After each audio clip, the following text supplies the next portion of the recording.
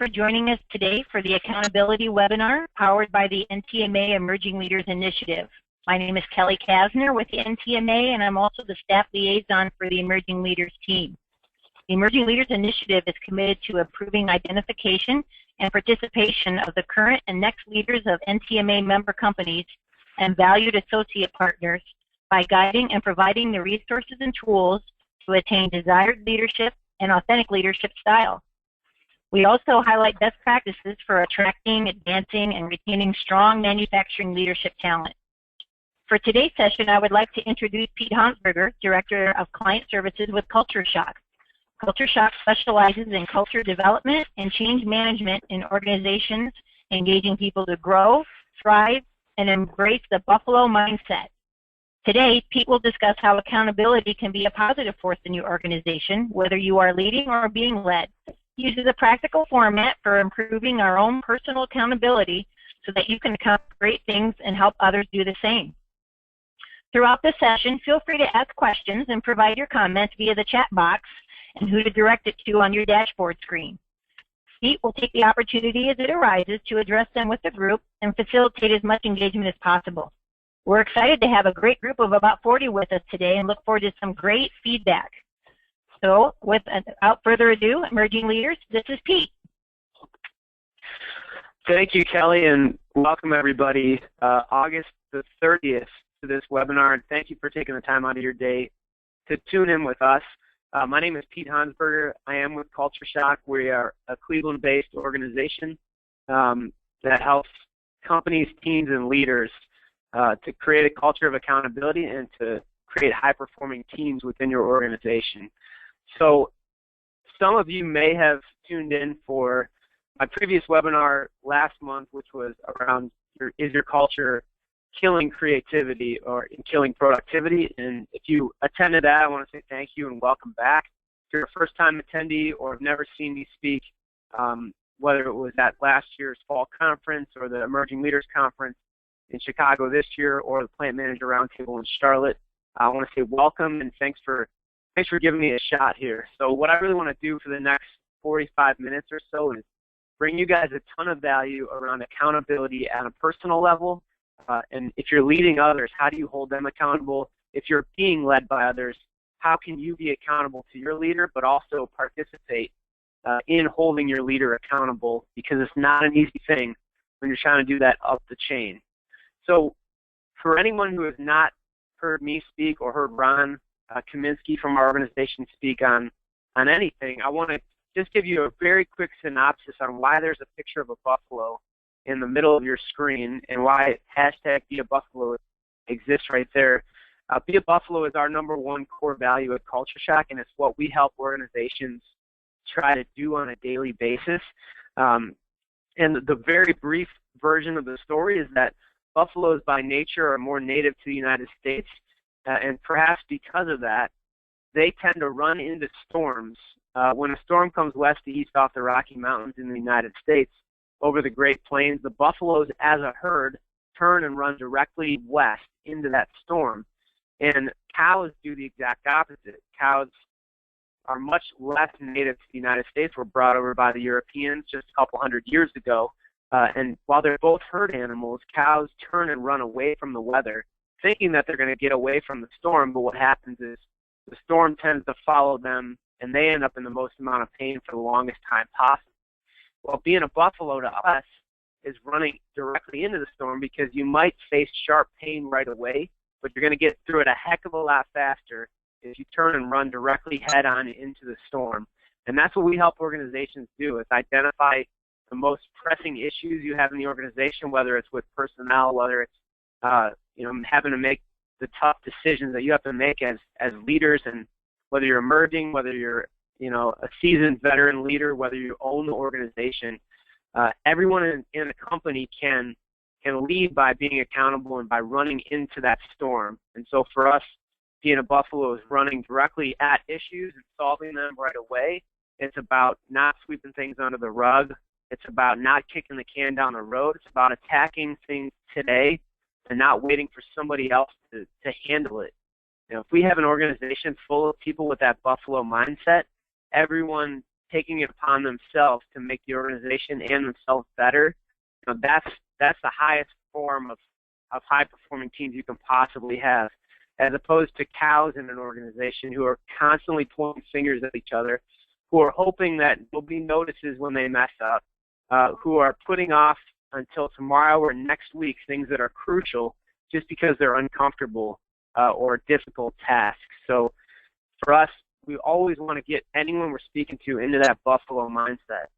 And I want to thank anybody who just joined here in the last few minutes. One of our key tenets of an effective meeting or session is starting on time, so it was really important to me that we started right at noon. Anyone who's a little bit late, we totally understand, but I want to be as respectful of your time as possible and say thank you for joining us, and we wanted to get started on time, and we're going to end before 1, just so you guys know. All right, so when we talk about accountability, we talk about ownership. The purest form of accountability is when each individual in an organization has clear expectations, they know what they're responsible for, and they feel extremely accountable and responsible for getting that thing done. Maybe they have to lean on other people to help, but if everybody in the organization knows what they're supposed to do and feels ownership over those tasks, that's when you're going to have a lot of stuff getting done in the organization. So for us, accountability starts from the inside out. So it starts with each individual. So in my organization, accountability starts with me. And if you are asking someone else in CultureShoc, accountability starts with them. So it should start individually. Before we start pointing fingers elsewhere, we need to point the finger at ourselves so that we can look at ourselves and help get things done. So first slide I want to go over just briefly here is, we talk about this word a lot. Accountability, it's got a really negative connotation sometimes, but actually being accountable, what does that even mean? And I want to focus specifically on a couple of the word choices here in this definition.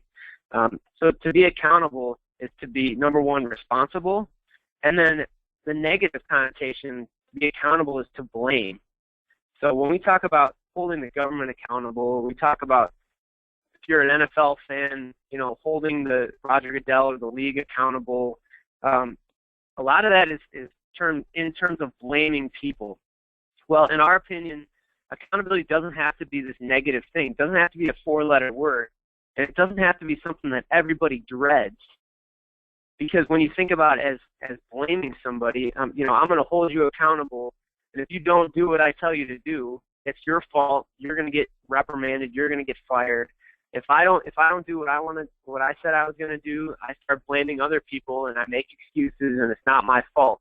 So when we think of it as a blame game, accountability really accomplishes nothing except, negative assumptions, people getting angry, and really just this surface level friendliness that underneath the surface is a really unhealthy culture. So accountability for us does not have to be this extremely negative thing, but why do we hate it? So you see the picture there, everyone pointing at each other, and that can be a really common occurrence in an organization where there's low accountability. So number one, why do we hate it? Because if we interview individual people in organizations, most of the time what we find is they believe everyone else should be more accountable. In fact, when we used to go into organizations, one of the questions, and we still do this, but one of the first questions we would ask each individual if we were interviewing them was, on a scale of 1 to 10, how well do you do accountability? Or how accountable are you in the organization? And then a scale of 1 to 10, how accountable is everybody else? And wouldn't you know it, everybody answers that themselves is or are more accountable than everybody else in the organization. One way I like to think about it is the old saying, everybody wants to go to heaven, but nobody wants to die. If we have a bunch of people in our organization that feel everyone else should be more accountable, but I'm fine, everything's fine with me, I do it perfectly, and everyone else should be the ones to get better, then that's extremely unhealthy, and typically they're lying to themselves. Number two, why do we hate accountability is because it requires conflict. And when I say that, the conflict comes in the fact that if someone doesn't meet expectations or if they fall short of expectations, and we're in a culture of accountability, there's going to be repercussions for that, and there needs to be conversation around why didn't this get done, how do we help get this done in the future. And on the front end, which we'll talk about a little bit later, when we set those upfront contracts with each other for accountability, we ask each other, how would you like to be held accountable? How can we deal with that conflict on the front end so that there are no surprises, and so that every time your boss or superior knocks on your door or comes over by your workstation, you don't feel like they're about to unload on you about something. Number 3, why do we hate accountability is because muddiness breeds more muddiness and contempt. And what I mean by that is when expectations are not clear, whether you're a leader and you don't dole out clear expectations to the people you lead, or whether you're someone who's reporting to a director or a president or a plant manager, and you feel like they don't give you the tools and resources that you need to know to get your job done, then there's a lot of finger pointing, a lot of assumptions that are made. So muddiness for me is when I'm given 5 things to do and I don't even know how to do all 5 or even 3 or 4 of those things. Then I start feeling resentment towards my boss because I don't know what I'm supposed to do. Then maybe I try something and I screw it up, and then I get in trouble for it, or I get yelled at, or I get reprimanded, or something even worse might happen. So what I'm going to continue to stress today is clear expectations, and both parties have a responsibility in that. If you're leading someone, you have a responsibility to give that person clear expectations so that they know exactly what they're responsible for and by when.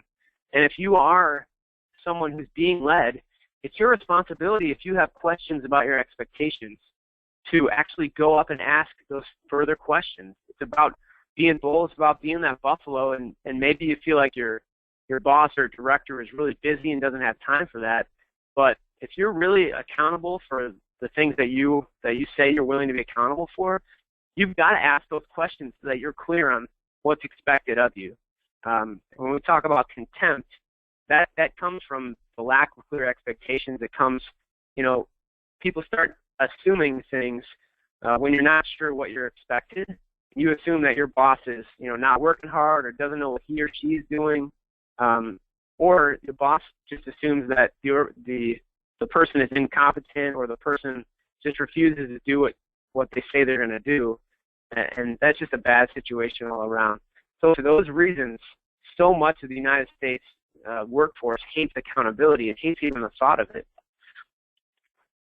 But in our opinion, and what we help instill with organizations, and when we study companies, whether it's in manufacturing, whether it's in banking, whether it's in hospitality, whether it's in healthcare, professional services, it doesn't really matter. What we find is the highest performing teams and the healthiest organizations are ones that actually value accountability, and they view it as a gift. And for us, it's about flipping that stigma of accountability on its head and viewing accountability as the highest form of service you can offer another human being. And what do we mean by that? If you and I have a conversation about what you need to be doing to become great, to improve as a person, to get to that next job level, that next pay scale level, and I don't hold you accountable to that, and I'm your leader, I'm failing you as a leader. Accountability can be a gift, and as you'll see on this next slide here, it's truly a service. Why do you think people hire executive coaches, or why do people hire mentors, or why, how are you supposed to get anything great done in an organization if nobody's holding you accountable to that? So when we talk about the best leaders out there, those are the ones that set really high standards for their people, but then provide them that service of holding them accountable to it. And when I'm talking about a service, I'm not just talking about, us talking. I'm not talking about, the service in terms of punishing people when they don't get things done. I'm talking about the service of, hey, do you want to be an average employee? Do you want to make the same amount of money for the rest of your life? Or do you want to become better? Do you want to become great? Do you want to accomplish great things here? And if you want to accomplish great things, then you need to be accountable to that, and I'm willing to do you that service of holding you accountable to it. I love the next quote. A lot of the root of this positive accountability is in hiring people and finding people who want to become great, not just stay with the status quo. You know, that's one of the things a lot of people complain about government employees, and I'm not saying this is right or wrong. You know, in a lot of contexts, it's wrong. I'm sure some of it, there's some truth to it in some situations, but that love of the status quo, you know, feeling comfortable in a position, feeling like I'm going to walk out the door every day exactly at the same time. For us, being great, you've got to get beyond that. You know, you have to fall in love with the process of becoming great. Accountability in a positive sense works the best when you hire people and you have people in the organization that want to become great, and you as a leader want to become great. And then the last quote there that I really like is, surround yourself with people that force you to do better. That's what accountability is like, forcing you to do better because they know it's best for you. So you think about the best leader or the best athletic coach that you've ever had in your life. It's probably not someone who had low standards and who just let you come and go and didn't care how much you got done or didn't care what you accomplished. All right, I know I can tell you personally, my best leaders in professional life, in sports, I had a football coach in high school who had extremely high standards for everybody, and he would get in your face and tell you about it, even if you made the smallest mistake in practice that didn't matter for a game at all, or you didn't think it mattered. But the fact that those standards were so high and you knew that you were letting other people down if you didn't live to those standards, you know, that enabled myself and our team to do great things that we wouldn't otherwise have been able to do. So the next thing I want to talk about here is leaders. So this is for you, whether you're an emerging leader, whether you're a seasoned veteran, whether you've been doing this for a long time or just were thrown into a leadership role because you were successful at the level that you're at. Where do we point the fingers? So when we talk about accountability, we talk about pointing the finger. You know, is it going to go at everyone else? If one of your people screws up, are you going to blame them? Are you going to make an example out of them in front of everybody? Our contention is that if you want to have a culture of positive accountability, you can only point the finger at yourself as a leader. Now, I want to, if anyone's on this call that heard me last time on the webinar talk about extreme ownership, and I'll briefly mention it again later in this book, or later in this webinar, but the book Extreme Ownership is all about how you have to own everything as a leader. If someone else screws up, that's because you as a leader did not give them enough in terms of education or did not help them enough to know exactly what they're responsible for. So sometimes it means falling on swords as a leader. You know, sometimes you've got to be humble about it, and it's not easy. You've got to have that humility as a leader that says, okay, you know, this is really frustrating, but somebody that I'm responsible for did not understand clearly enough, and that falls back on me as a leader. As a leader, I mean, if I mess something up, if I miss commitments, if I show up late, all that stuff is my fault. If someone else messes up, if someone else shows up late, it's my fault because, number one, I didn't clearly say well enough that, okay, this is what you're responsible for.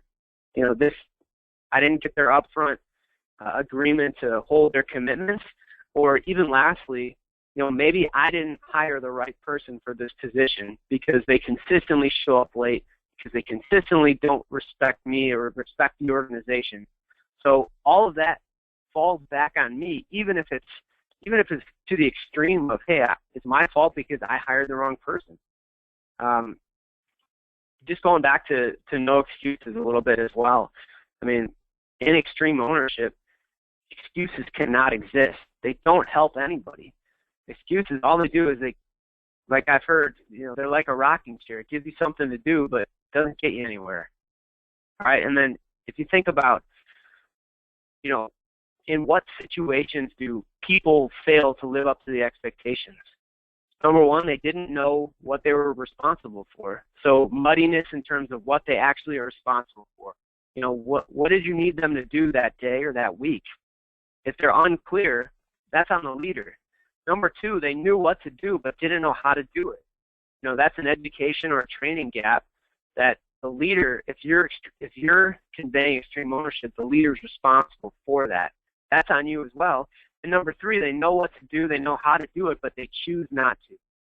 That's when you as a leader, under extreme ownership, that's when you say, okay, well, they're choosing not to. I'm going to do everything I can to help them, but at some point I draw the line, and I've got to cut my losses and say, okay, they're choosing not to meet my expectations, ones that we agreed upon up front. So perhaps I need to make the right decision for the organization, let this person go, or put them on a coaching plan, to give them one last shot. But with those three things in mind, 2 out of 3 of those instances are the fault of the leader directly. I mean, being a leader is not easy. Being a good or great leader is even harder. But I'm telling you, if you want to be great and you want the best returns on your energy in the world, that's helping other people grow. There's nothing like helping other people grow, and there's nothing like people helping you grow. And that's what accountability is so important to us. Because if you really want to grow, you've got to be accountable to other people. If you really want to help people grow and get better, you've got to hold them accountable, and you've got to provide that service. So there's some people on this webinar who may not be leaders right now. Maybe you're an employee, maybe you aspire to be a leader. Well, where do you point the finger if you're an employee? You got to point it at yourself as well.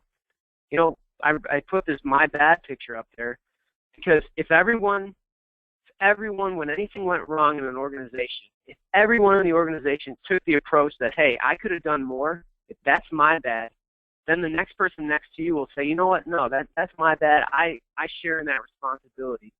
There's never going to be any more pointing of fingers, and you will talk about, okay, well, it's partly my fault, partly my fault, partly my fault. If everyone down the line feels that way, you can put the egos aside and get straight to solutions. Because that's really what matters in an organization. Okay, something got screwed up.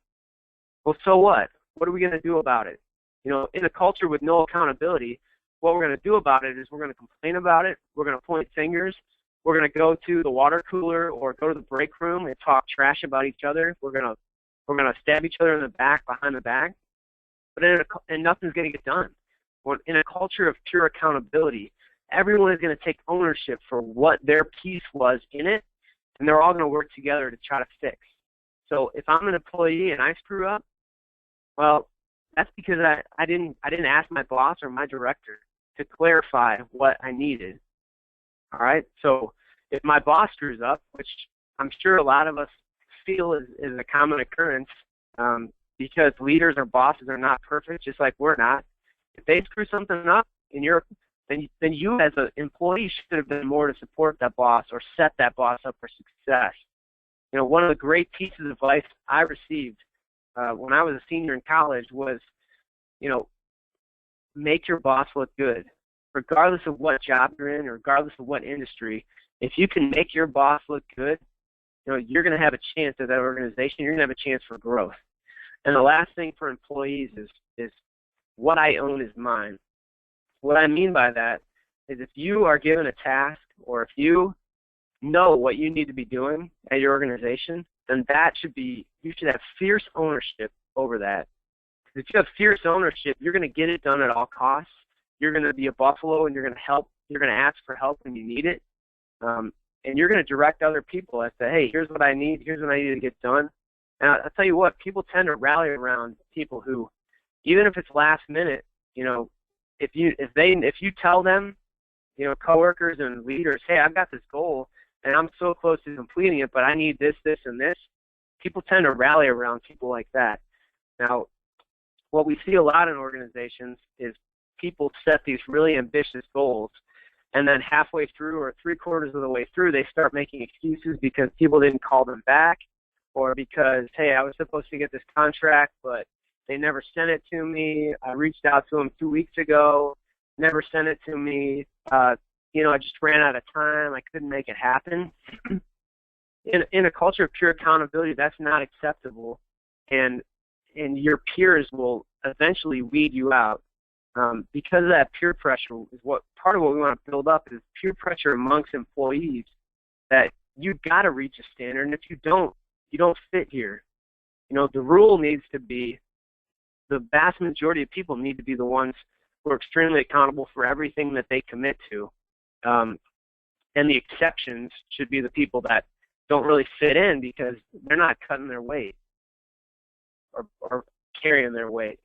So how do we set these expectations for people? How do we make them clear? So if we're leaders, how do we involve others in their own expectations and in their own duties so that it makes it easier down the line to have the conversations, to check up on them and have those difficult, more conflict-based conversations when they fall short of expectations. Well, one of them is what we call a communication agreement. You guys can call it whatever you want.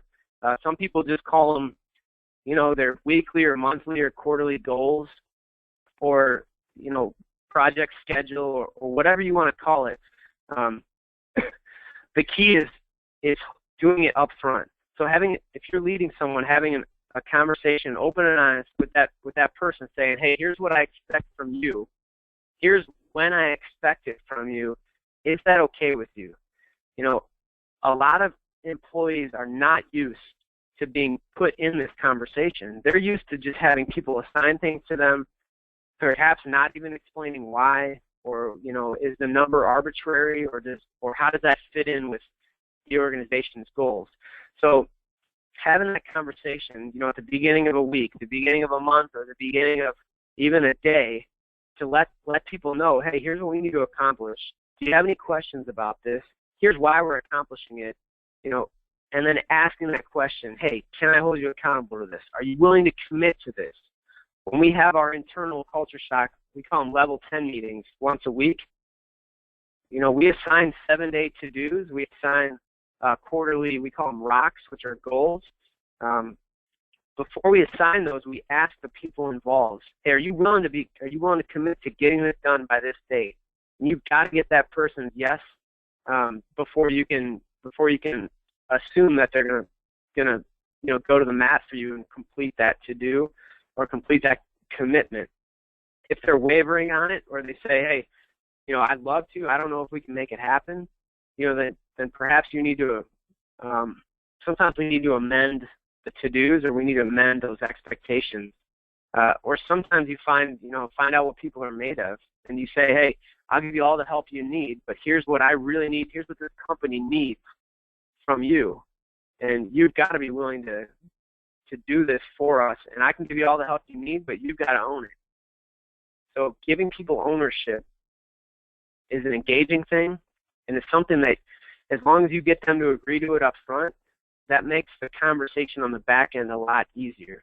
We talked about clear expectations several times, and offering the help to them. Okay, so what are you willing to be accountable for? By when? And do you need help? And you can come to me because I'm the leader. You can come to me at any point if you need more help. So the 3 questions that we recommend asking, and what we ask internally and what we help clients ask when you're leading other people are, number 1, are you willing to be held accountable to this? All right, if you get their upfront yes, I'm willing to be held accountable for this, then they've got skin in the game and they've committed to it directly to you. So if you come back to them at the end and they haven't done it, you can say, hey, remember, you agreed to be held accountable to this. That makes that conversation a lot easier, and it's much more likely that that person would say, yes, you know what, you're right, I own this, it's my fault completely. And then you can go from there.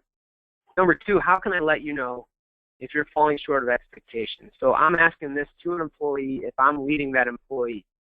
So get them involved and basically have them create their own, how do they want the conversation to go? So if you're falling short of expectations, what do you want me to do to let you know? Do you want me to email you? Do you want me to call you? Do you want me to stop by and just let you know in person? Do you want me to ask you questions? Do you want me to offer you help? And let the employee help sort of devise the solution there if they start to fall behind. And then number 3, if I'm a leader, I'm offering help, you've got to put some of your own skin in the game too. Here's how you can let me know if I fall short for you as well. all right, and that empowers the employee and gives them that freedom to come to you, come up the chain, and say, hey, you know, I've got this commitment that I'm responsible for. I'm falling short of expectations because, you know, in my opinion, you've been unreachable for the last 2 weeks, or I've needed your help, but I haven't been able to get it, and I feel like you're falling short of expectations, but I still want to complete this goal. You know, that gives them the power and the freedom to be able to go up the line a little bit and ask you that question. So as much as we can be upfront with accountability about, hey, here's what we need to accomplish, here's why it's so important to the organization, what are you willing to commit to, get them to agree to that up front, and then, hey, let me know if you need help, and then check in with them on a regular basis to see if they need help, see how the progress is coming along, all the while empowering employees to ask you for help and to call you out if you're not meeting your end of the bargain. Now, that was specifically, you know, a lot of that, what I just talked about was for that leader-employee relationship back and forth. But now I wanted to offer something that's been really helpful for us internally and what has been a part of our 5-part series for emerging leaders and leaders that we've done for some NTMA companies, and what's been really successful when we facilitated sessions for organizations are coming up with these individual accountability plans.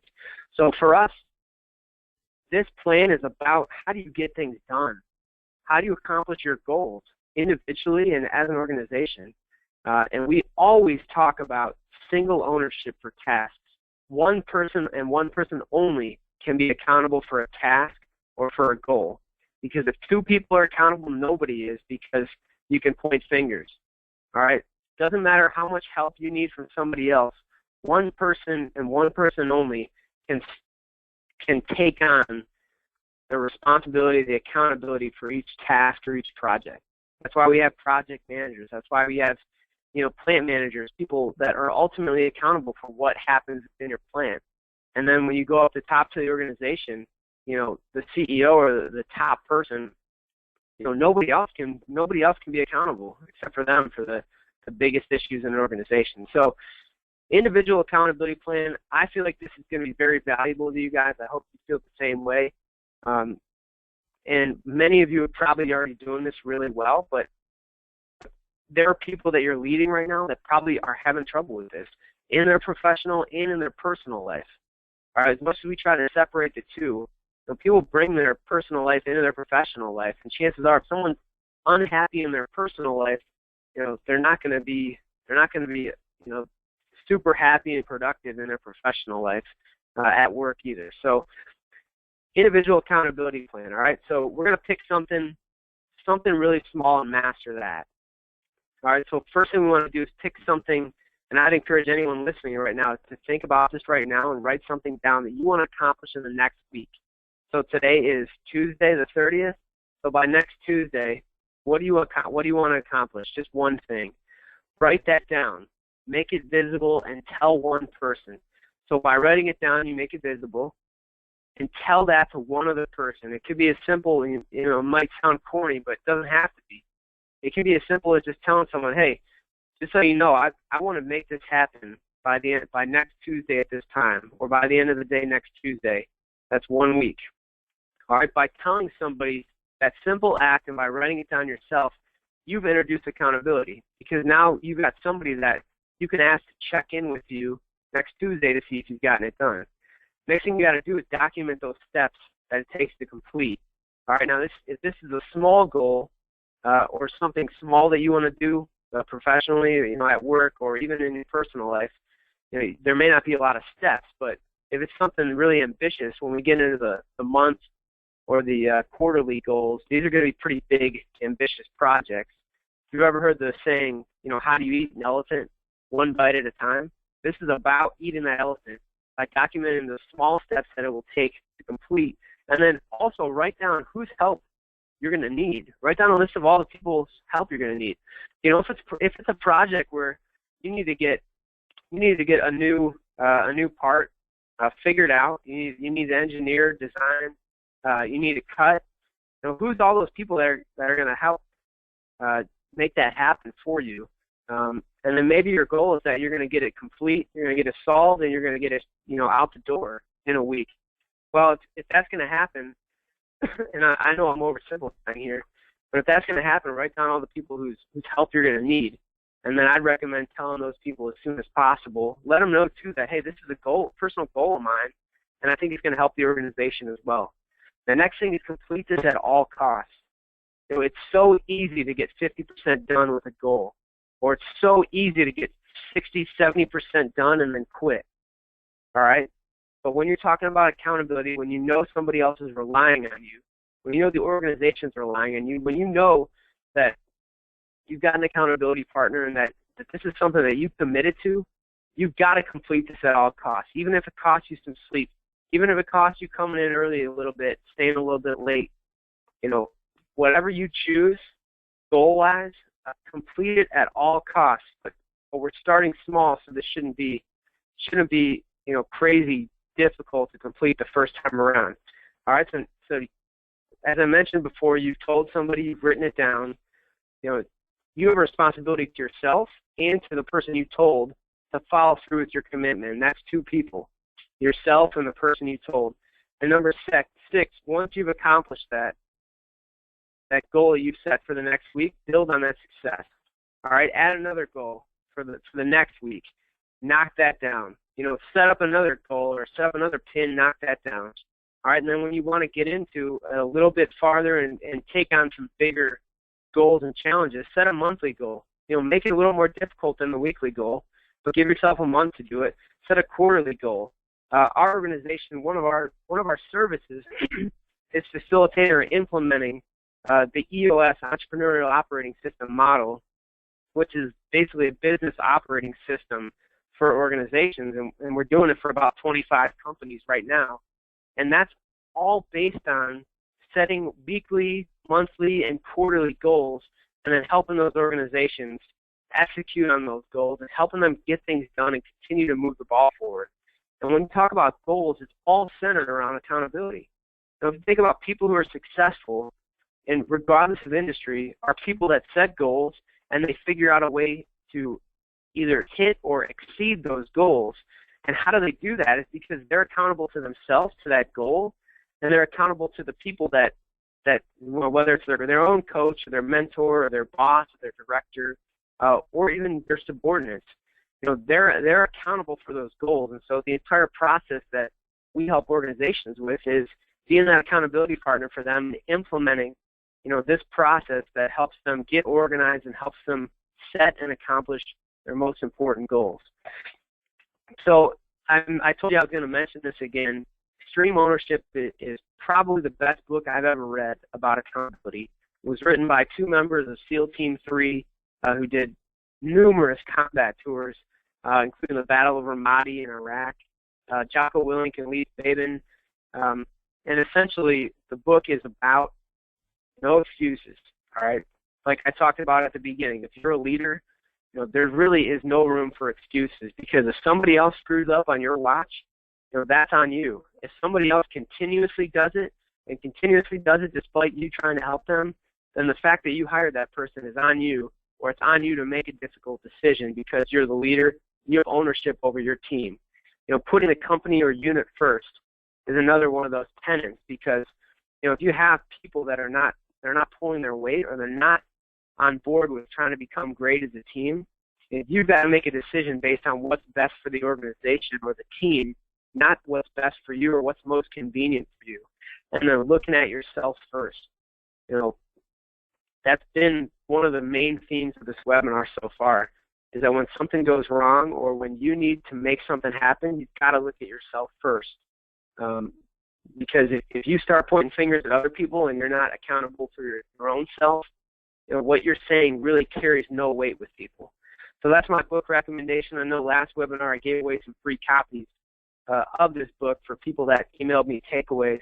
And what I love this time around is anyone who's on this webinar who got one of those books, Extreme Ownership, or anyone who's ever read that book, I'd love you to send me an email now or after this webinar letting me know, what were some of your takeaways, or what did you think of the book overall. Next thing I've got for you is actually a podcast recommendation. If anyone's in a podcast Entrepreneur on Fire is one of my favorites. It's with John Lee Dumas, who was an 8-year U.S. Army officer, served in Iraq, came back to civilian life after 8 years, bounced around a couple different industries, but then found out that he could figure out that he could make money running a podcast where he interviews successful entrepreneurs every single day and asks them essentially why are they successful. And so he's been doing this for a couple of years now, and it's something I listen to quite a bit. I would definitely recommend it. EOFire.com or Entrepreneur on Fire. I don't work for them at all. This is just a recommendation that I think might bring you guys value, because essentially there's a lot of common themes in successful entrepreneurs or successful people that work in every industry, and one of the main common themes that almost all of them share are the ability to set goals, be accountable to those goals, and execute on them. And along those same lines, created by the same guy, JLD, is the Freedom Journal. And there's a link to the website. This is essentially a journal that at the beginning you identify one goal that is so important to you that you want to accomplish in 100 days. And a lot of people, put, I'm going to start an online business, or I'm going to start, I'm going to, write a book, or I'm going to, do whatever you want. It could be in your professional life, could be in your personal life. If you're a business owner or a leader, maybe you want to hire 5 new people, or maybe you want to train, maybe you want to train X number of people in the next, the next 100 days. The possibilities are pretty much endless, but I bought one of these for myself, and I'm working through it right now.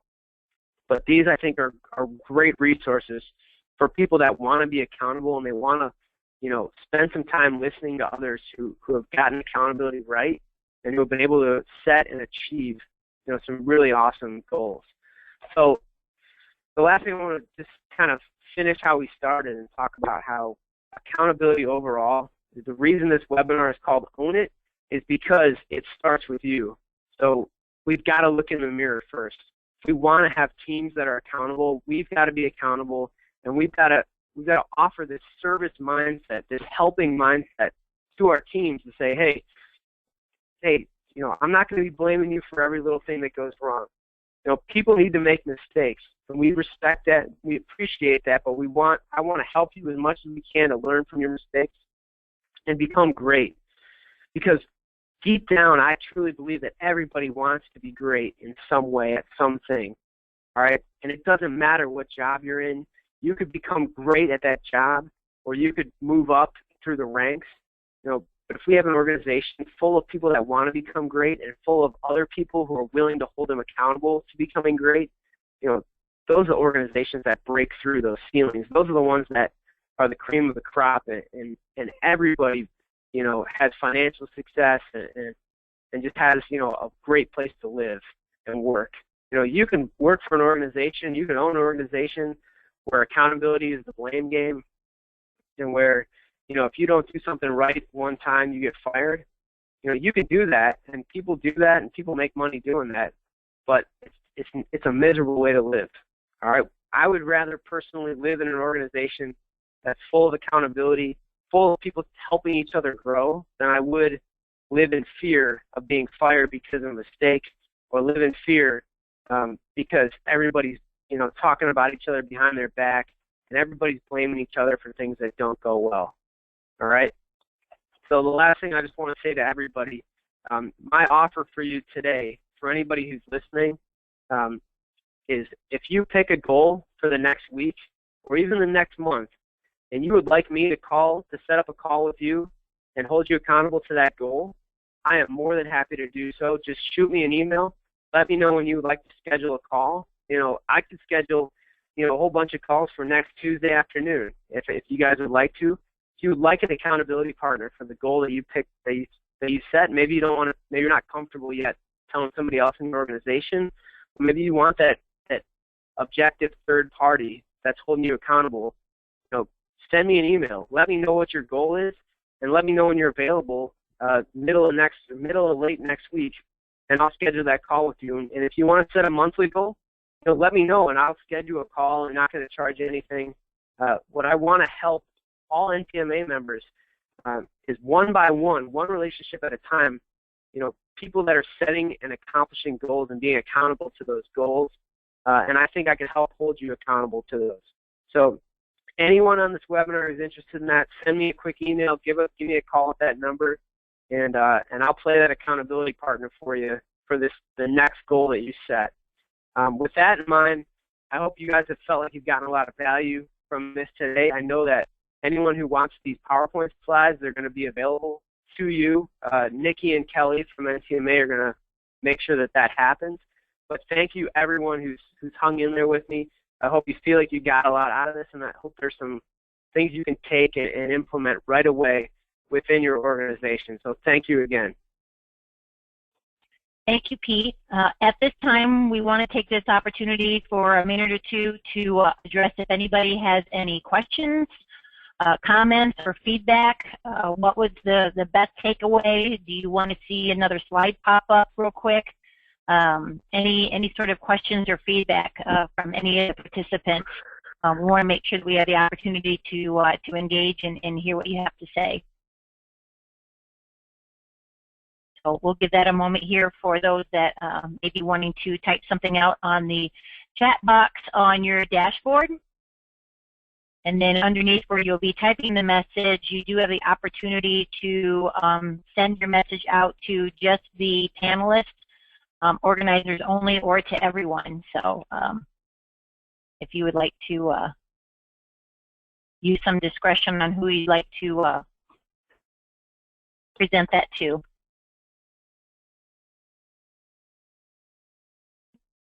We'll give it a few minutes here.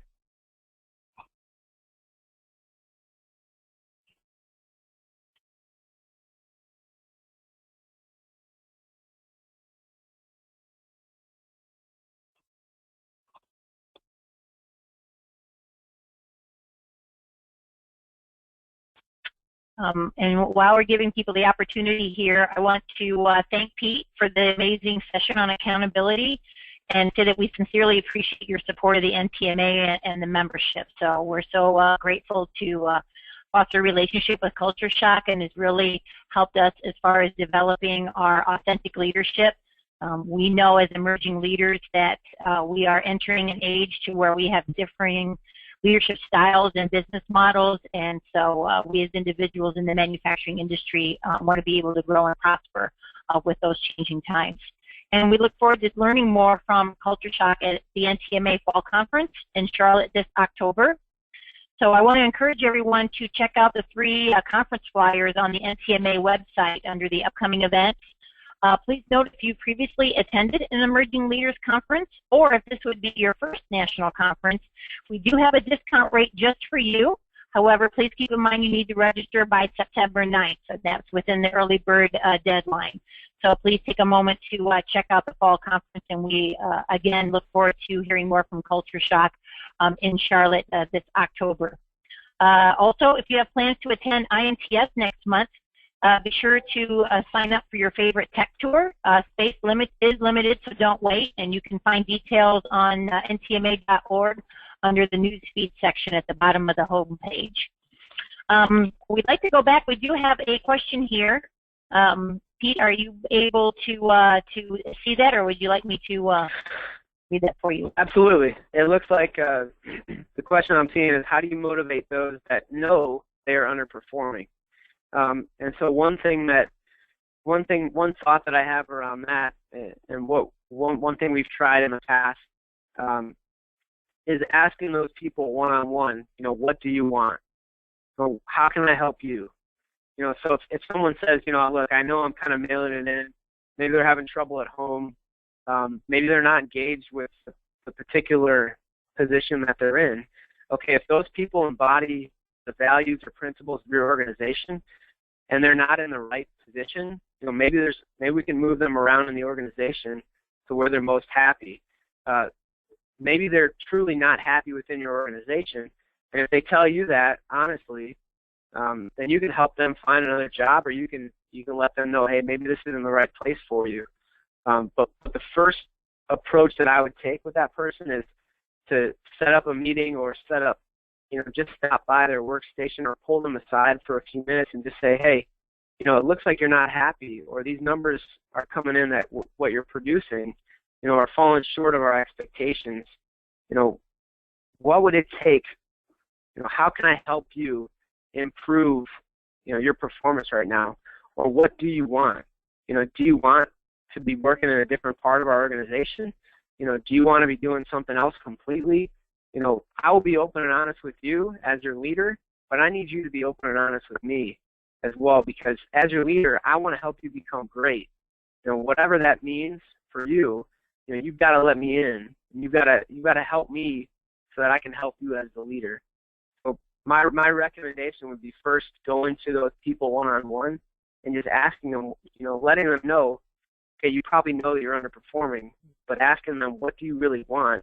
How can I help you as the leader, get yourself back on track? And then another way that these things come out are in those performance reviews. So if you do an annual review, we would recommend that you do it more than once a year. Ideally would be 3 to 4 times a year for just maybe a 15-minute conversation with your people. And that stuff can come out, especially if you ask them to self-rate, and then you rate them on some different duties they have, as well as how well they're living your core values or your core principles. So number one, just to reiterate, I would have you go to that person and ask really, what do you want? How can I help you get there? Number two, perform more regular performance reviews with those people and just say, hey, look, we both know what happens if anyone in this organization continues to underperform or agrees to things up front and then continues to fall short of those expectations. So how can I help you avoid that? Yeah, Pete, we also, someone was interested in how do you build respect and when you find it difficult to lead those that were once your superior. Right. So this is a really common thing, especially for emerging leaders, and especially for when you're trying to hold people accountable who are older than you, or who are the same age as you. They were your buddies, and now all of a sudden you have to lead them. So one thing to keep in mind here is you've got to own it more than you've ever owned it in your life. So the last thing people like is when I was your peer and now I'm your boss and I start acting like your boss and pushing you around, all right, and start doling out all kinds of discipline and punishment. What people really respect, from at least what I've seen and what I've experienced and what I've personally been part of, is when they take the approach that, hey, I've got more responsibility now. I need your help more than ever, and I'm gonna fall on the sword as the leader a few times at the beginning to just show that, hey, I'm willing to get my hands dirty and roll up my sleeves, and I'm not up in this tower just because I'm your boss now, because I'm responsible for you. All right, I'm going to be open and honest with you, and I need you to be open and honest with me. And so a lot of that leading by example, they respect that. They respect it if you continue to work as hard as they are, but show them and let them into your life now. Okay, here's the 5 things that I have to do now that I'm a manager or that I'm your director that I didn't have to do before. And so, sometimes I might be sitting down behind a computer for a while instead of actually out on the shop floor. But here's why. Here's what I'm doing. The more transparent that we can be with people, the less assumptions that they're going to make that, now he's my boss, he just leans back in the chair all day and, does half the amount of work and just bosses people around. All right, so I would say transparency with those people as to, hey, what are my roles and responsibilities now as opposed to what they were back then, and then willingness to be open and honest with those people are 2 of the ways that you can achieve respect from people who you're leading, but you used to be peers with. Wonderful, Pete. Thank you, and thanks again for this amazing session, and very insightful. And hope all the attendees will agree as well. I want to let everyone know that you will soon receive a follow-up survey. I'm also going to take the opportunity within that email to also highlight the resources that Pete had indicated in the presentation, as well as the contacts, and highlight some things on the individual accountability plan. So maybe amongst the group, we could be that one person that we share with and follow up with each other. I think that'd be a great way to make our network more cohesive and rely on one another. So I think that would be great. With regard to the survey, your comments are appreciated. We're going to ask about feedback about this session as well as future sessions that you'd like to have more information on. Hey, and this is Pete. Just real quick, I would really appreciate open and honest survey feedback. You know, we preach to our clients to be open and honest, so I want you to give me that same treatment, and I promise, you know, if we ever work together or in a situation like that in the future, that I'll give you open and honest feedback as well. Thank you, Pete. We appreciate that. And again, keep an eye out in your email soon for the follow-up survey, as well as highlight the resources and contacts and information in this session. Again, as Pete indicated, the PowerPoints are available, and we are recording this session, so it can be available. Simply drop us a message, and we'll be sure to provide that information to you. Thanks again for participating, and thank you for your interest and participation in the NTMA. And this concludes our great webinar series powered by Emerging Leaders on Accountability.